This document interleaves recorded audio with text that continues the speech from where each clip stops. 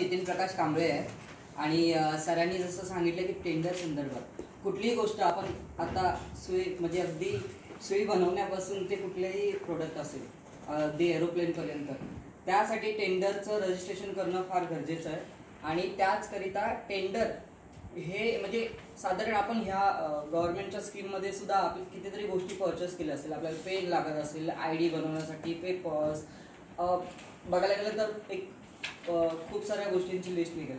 तर ह्या प्रत्येक डिवाइड अँड डिव्हिजनमध्ये एक म्हणजे प्रत्येकाचं सेल करणारा जो आहे त्याला ट्रेडिंग किंवा टेंडर हे घ्यावं लागतं आणि सरांनी सांगितलं की एक्झिबिशनला जाऊन आपल्याला तर SC STची ही स्कीम तर आहेच, प्लस आपल्याला ते 100% रिफंड सर ते आपल्याला रिटर्न देतात ना. हां, त्याला 3 महिने लागतात पण त्याची शाश्वती आहे. आणि सगळ्यात इम्पॉर्टंट म्हणजे एक्झिबिशनमध्ये आपल्याला आपले असं नाही की आपल्याला भरपूर स्टॉक बनवावा लागेल, ऑर्डर घ्यावे लागतील, पण एक्झिबिशनमध्ये ॲटलिस्ट आपली दखल घेतली जाईल.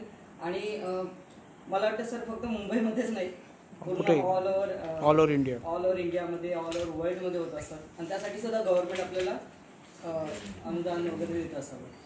तर थँक्यू सो मच सर. सगळ्यांना